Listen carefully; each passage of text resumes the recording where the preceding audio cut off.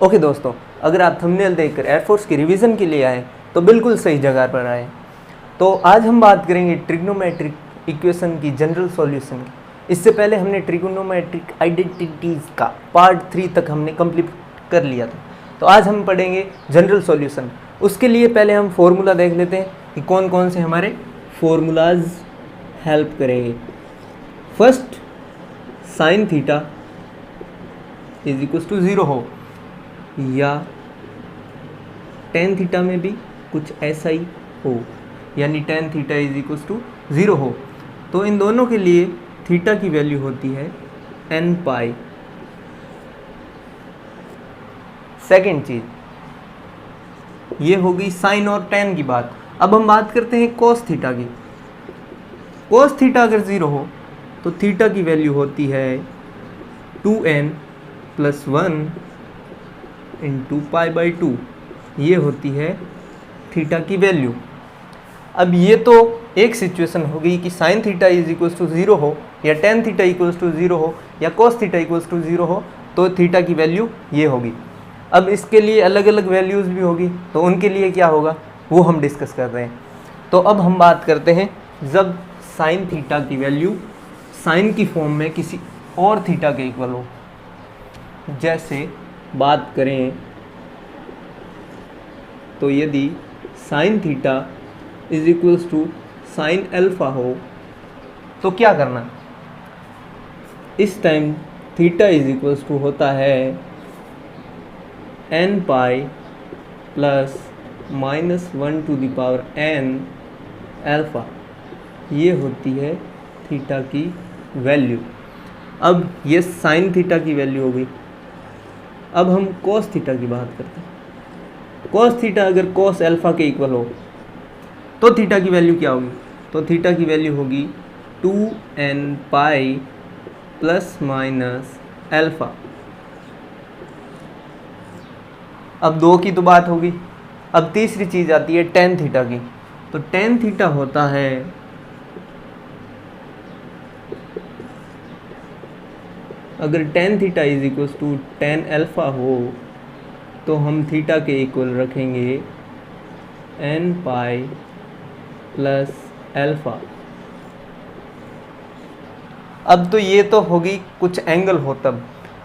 अगर इसको शॉर्ट बनाना चाहें, यानी कि अगर सीधे हमारे पास sine theta is equal to 1, cos theta is equal to 1 या -1 दे रखा हो, तो हम इन फॉर्मूला का यूज़ करने के अलावा कुछ फिक्स वैल्यूज़ होती है उसका यूज़ करते हैं, तो हमारे इजीली आंसर आ जाते हैं। तो हम उनकी बात कर लेते हैं। जैसे हम बात कर लेते हैं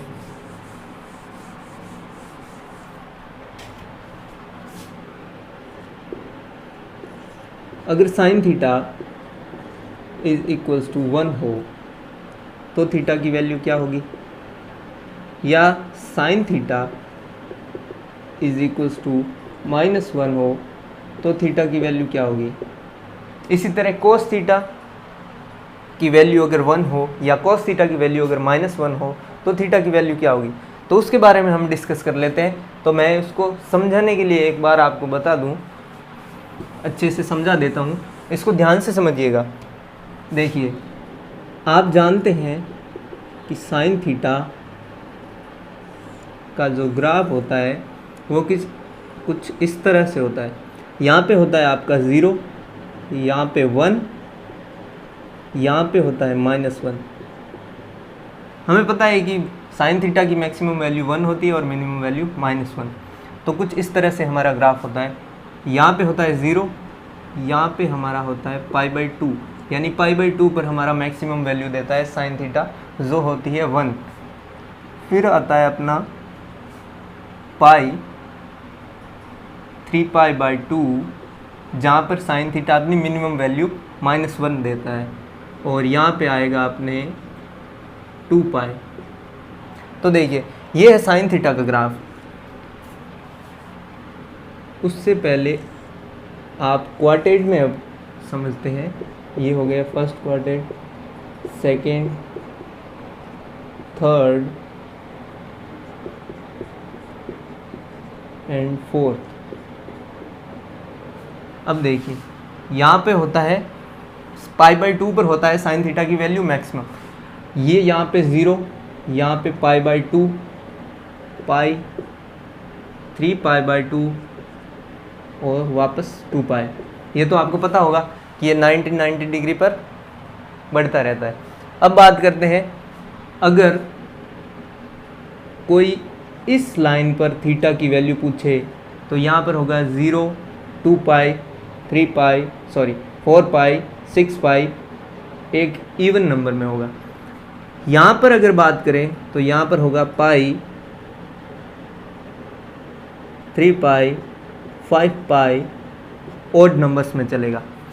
यहाँ पे होता है, क्योंकि यहाँ पर 0, फिर π/2 ऐड करते हैं तो π/2, फिर π/2 ऐड किया पाई, फिर π/2 ऐड किया 3π/2, फिर से 2π/2 ऐड किया तो 2π आ जाता है। इसी तरह हम π/2 ऐड करते जाते हैं और एक सर्कल घूमता जाता है। तो यहाँ पे बात करें तो यहाँ पे 0 से π/2 ये एक सर्कल पूरा हुआ। फिर 2π में अगर हम π/2 ऐड करते हैं तो यहाँ पे होता है 5π/2। फिर ये सर्कल वापस यहाँ आता है तो यहाँ पे होता है 7π/2, 9π/2, 11π/2। कुछ इस तरह से हमारे चलते रहते हैं। अब हमें पता है कि साइन थीटा अपनी मैक्सिमम वैल्यू देता है यहाँ पे, इस क्वाड्रेंट के इस लाइन पे, यानी कि 90 डिग्री के एंगल पर। तो यहाँ पर हमें पता है sine theta is equals to 1 होता है। ये हमारे क्लियर हो गया। यहाँ पे देखिए साइन थीटा की वैल्यू -1 कहाँ है, 3π/2 पर यहाँ पे -1 दे रखा है। तो यहाँ पर साइन थीटा की वैल्यू होगी -1। ये दो चीज़ हमारे क्लियर हो गई।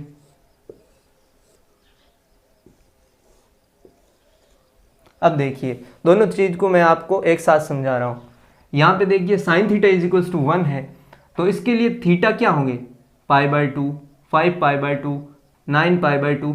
लेकिन हमें पता नहीं होता है कि एक फिक्स वैल्यू कौन सी होगी। तो हम इस थीटा को लिखते हैं 4n+1 इंटू π/2।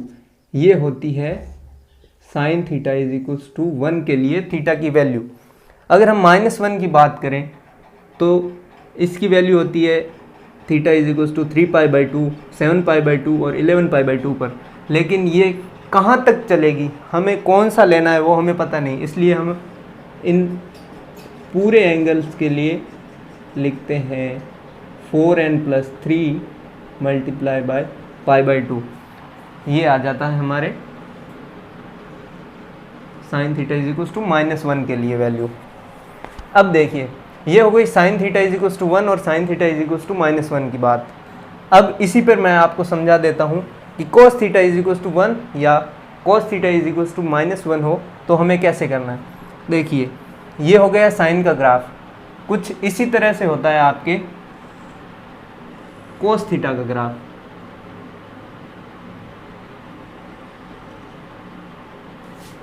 यहाँ पे 0, ये इसकी मैक्सिमम वैल्यू होती है 1, ये होती है -1। अब देखिए 0 पर होती है cos थीटा की मैक्सिमम वैल्यू 1 और -1 की बात करें तो यहाँ पे होगा π/2 और -1 होगा पाई पर। फिर यहाँ पर 3π/2 एंड यहाँ पे 2π। ये होता है cos थीटा का ग्राफ। ओके तो यहाँ पे देखिए यहाँ पे 1 है कहाँ, 0 डिग्री एंगल पर, ठीक है। तो यहाँ पे हमें मिल रहा है थीटा इज इक्वल टू 0 पर 1, फिर 2π पर 1 मिल रहा है तो यहाँ पे 2π पर 1 मिलेगा। फिर जैसे जैसे आगे बढ़ेंगे वापस 4π, 6π, हमें theta is equals to 1 cos theta is equals to 1 मिलेगा। तो यहाँ पे होता है cos theta is equals to 1। अब इसके लिए थीटा की वैल्यू होती है 2nπ। अब -1 की बात कर लें तो -1 होता है, अब देखिए यहाँ पे फिर से ग्राफ में आते हैं, -1 की वैल्यू देता है पाई, 3π, 5π, 7π, ऐसे आगे चलता रहेगा। तो यहाँ पे हमें पता चल गया इस लाइन पर बनता है हमारा cos theta is equals to -1। Okay, तो इसके लिए थीटा की वैल्यू होती है n पाई। ओके, अब देखिए ये हमारे sine theta is equals to 1 हो तो थीटा की वैल्यू होगी 4n plus 1 multiply by pi by 2। -1 के लिए होगी theta is equals to 4n plus 3 multiply by pi by 2। cos theta is equals to 1 हो तो theta is equals to 2n pi, और cos theta is equals to -1 हो तो theta is equals to n pi. अब देखिए मैं इसको वापस अच्छे से लिख देता हूँ।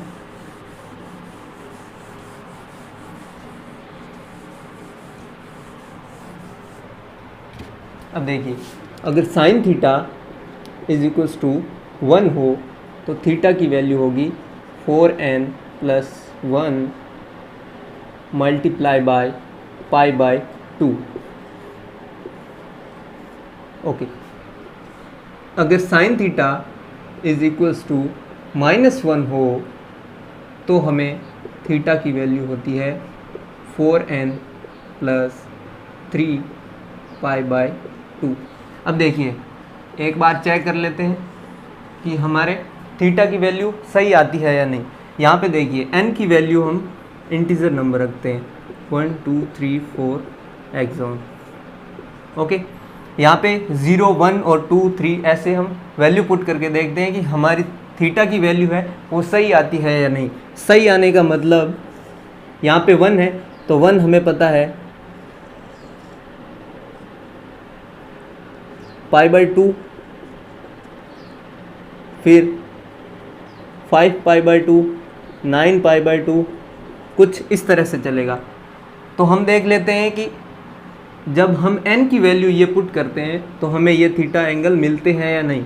तो हम देखते हैं, पहले 0 रखते हैं तो theta 1 is equals to 4 multiply by 0 plus 1 into pi by 2। अब देखिए ये हो गया 0, बच गया 1, तो ये 1 से मल्टीप्लाई होगा पाई बाई 2 तो ये होगा पाई बाई 2। अब थीटा 0 लिया था यहाँ पे, अब हम लेते हैं 1। 4 multiply by 1 plus 1 multiply by pi by 2। अब देखिए 4 इंटू 1 4 प्लस 1 यानी ये हो गया पूरे 5 के इक्वल, और ये हो गया पाई बाय 2 यानी कि 5 पाई बाय 2। अब थीटा 2 रख के देखते हैं, n की वैल्यू n की वैल्यू 2 रख के देखते हैं। 4 into 2 plus 1 multiply by pi by 2, ये हो गया 4 इंटू 2 8 प्लस 1 9, ये हो गया 9 पाई बाय 2।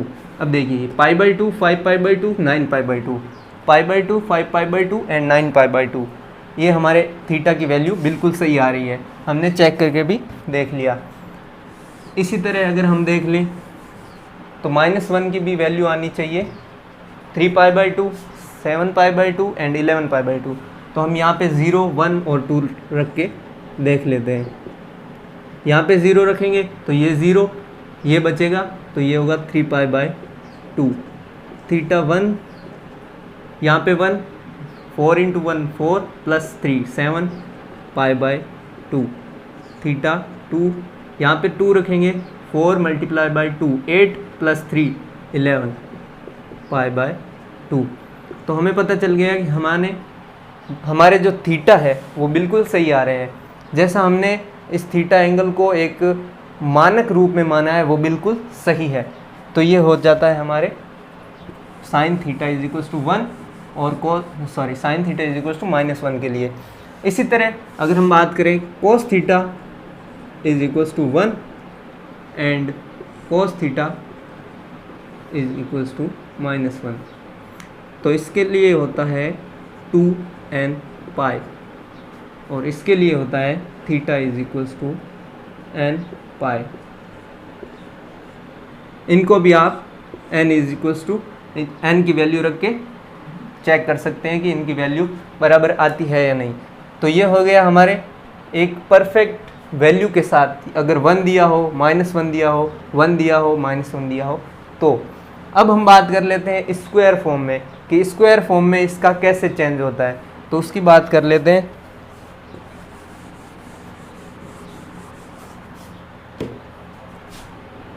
अगर sine square theta is equals to sine square alpha हो या cos square theta is equals to cos square alpha हो या tan square theta is equals to tan square alpha हो, तो इन तीनों के लिए थीटा की वैल्यू जो होती है वो एक जैसी होती है। तो कॉमन रूप से लिख देता हूँ कि इन तीनों के लिए थीटा की वैल्यू होती है n pi plus minus alpha.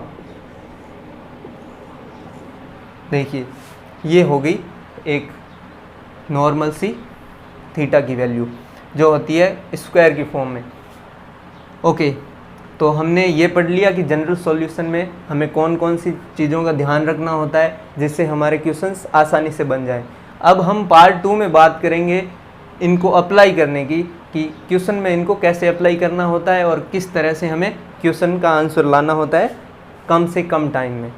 तो आप अगर इस चैनल पर नए हैं तो प्लीज़ सब्सक्राइब कर लें। अगर आपको ये वीडियो पसंद आया हो तो लाइक करें और अपने दोस्तों के साथ शेयर करना ना भूलें। Thank you.